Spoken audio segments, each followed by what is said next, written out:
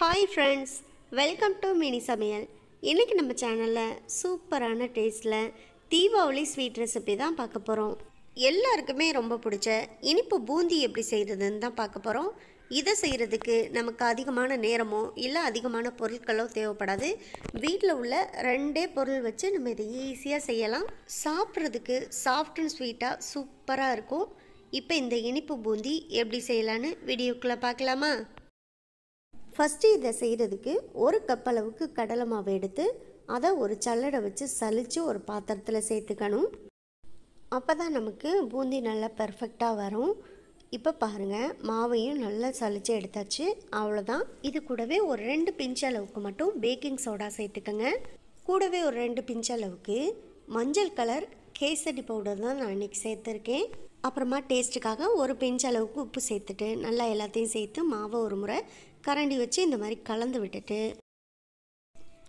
இப்போ இந்த மாவு கூட கொஞ்சம் கொஞ்சமாக தண்ணி சேர்த்து நம்ம கலந்து எடுத்து வச்சுக்கலாம். இந்த மாவு ரொம்ப தண்ணியாக கலந்துடக்கூடாது, அதே சமயத்தில் ரொம்ப கெட்டியாகவும் இருக்கக்கூடாது. அந்த மாதிரி தான் இந்த மாவை நம்ம கலந்து எடுத்து வச்சுக்கணும். இப்போ மாவோட கன்சிஸ்டன்சியை கடைசியாக உங்களுக்கு காமிக்கிறேன் பாருங்கள். நல்லா ஒரு விஸ்கு வச்சு இந்த மாதிரி அடித்து விட்டு கலந்து விட்டிங்கன்னா எந்த ஒரு கட்டியுமே இல்லாமல் மாவை நல்லா பர்ஃபெக்டாக கலந்து எடுத்து வச்சிடலாம். கடைசியாக மாவெல்லாம் கலந்து எடுத்து வச்ச பிறகு ஒரு குழிக்கரண்டி வச்சு இந்த மாதிரி மாவை எடுத்து பார்த்தோன்னா இந்த மாதிரி ஒரு கன்சிஸ்டன்சியில் இருக்கணும். அப்போ தான் நமக்கு பூந்தி நல்லா உருண்டையாக சூப்பராக வரும். அவ்வளோதான், மாவை இப்போ ரெடி பண்ணியாச்சு. அடுத்ததாக ஸ்டவ்வில் ஒரு பாத்திரத்தை எடுத்து வச்சு அதில் ஒரு கப் அளவுக்கு சுகர் சேர்த்துக்கோங்க. அதே கப்பால் ஒரு கப் அளவுக்கு தண்ணியும் சேர்த்துக்கலாம்.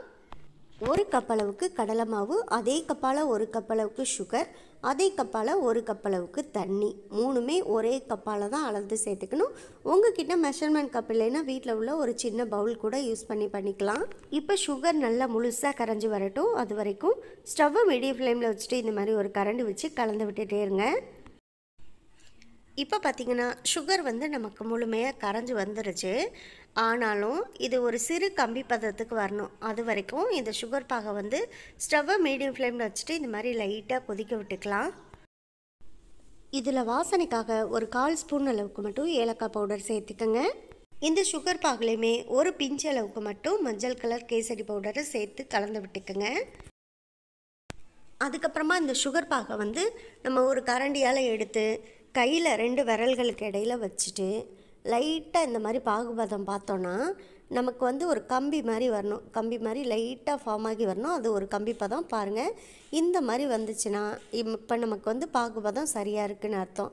அப்படி ஒரு வேளை உங்களுக்கு கம்பி பதம் பார்க்க தெரிலனா லைட்டாக பிசுபிசுப்பாக இருக்கா இல்லையான்னு நீங்கள் இந்த சுகர் பாகை லைட்டாக தொட்டு செக் பண்ணி பார்க்கலாம். அப்படி இருந்தாலும் அதோட ஸ்டவ் ஆஃப் பண்ணிக்கலாம். இப்போ நமக்கு பாகுபதம் சரியாக இருக்குது. இதை ஸ்டவ் ஆஃப் பண்ணிவிட்டு இப்போ நம்ம ரெடி பண்ணி வச்சுருக்க மாவு எல்லாத்தையும் பூந்தியாக பொரித்து எடுத்துக்கலாம். அதுக்காக நான் ஸ்டவ்வில் ஒரு பாத்திரத்தில் ஏற்கனவே எண்ணெயை சூடு பண்ணி வச்சுருக்கேன். இப்போ இதில் ஒரு பூந்தி கரண்டி வச்சு நம்ம இப்போ பூந்தி எல்லாத்தையுமே பொரித்து எடுத்துக்கலாம். அதுக்காக ஒரு குழிக்கரண்டியில் மாவு எடுத்துக்கோங்க. எடுத்துட்டு இந்த கரண்டியில் கொஞ்சம் கொஞ்சமாக இந்த மாதிரி நீங்கள் ஊற்றி விட்டுட்டே இருந்தால் அது அழகாக அந்த பூந்தி கரண்டியில் சொட்டாக அந்த எண்ணெயில் விழுந்து பார்த்திங்கன்னா பூந்தி நமக்கு பர்ஃபெக்டாக சூப்பராக உருண்டையாக பொரிஞ்சு வந்துடும். இந்த பூந்தி பொரியும் போது ஸ்டவ்வை லோ ஃப்ளேமுக்கும் மீடியம் ஃப்ளேமுக்கும் இடையில வச்சுக்கோங்க. ரொம்ப ஹை ஃப்ளேமில் வச்சிங்கன்னா ஈஸியாக கரைஞ்சி போயிடும். ஒரு 1.5லேருந்து 2 நிமிஷம் மட்டும் இந்த பூந்தியை கரண்டி வச்சு நல்லா மாற்றி திருப்பி போட்டு பொரிய விட்டுட்டு எண்ணெயெல்லாம் வடிகட்டிட்டு வெளியில் எடுத்துக்கலாம். இப்போ பார்த்திங்கன்னா நமக்கு பூந்தி சூப்பராக வெந்து வந்துருச்சு. இப்போ இந்த எண்ணெயெல்லாம் வடிச்சிட்டு நம்ம சேர்த்துக்கணும். அதுக்காக இந்த மாதிரி ஒரு சல்லடை கரண்டி வச்சு இந்த எண்ணெயெல்லாம் நல்லா வடிச்சிட்டு அதுக்கப்புறமா நம்ம ஒரு பிளேட்டில் மாற்றி எடுத்து வச்சுக்கலாம். இனிப்பு பூந்தியை ரொம்ப நேரம் ஃப்ரை பண்ணக்கூடாது. அப்படி ஃப்ரை பண்ணோன்னா மொறுன்னு ஆயிரும். ஆனால் இனிப்பு பூந்தி நமக்கு சாஃப்டாக இருக்கும்போது தான் டேஸ்ட்டு ரொம்ப சூப்பராக இருக்கும். அதே சமயம் காரா பூந்தினா இப்போ நம்ம நல்லா மொறுன்னு வேக வச்சு எடுத்துக்கலாம். அவ்வளோதான். இப்போ எண்ணெயில் வடிகட்டிட்டு இந்த பூந்தி எல்லாத்தையுமே அப்படியே ஒரு பிளேட்டில் நம்ம போட்டு வச்சுக்கலாம்.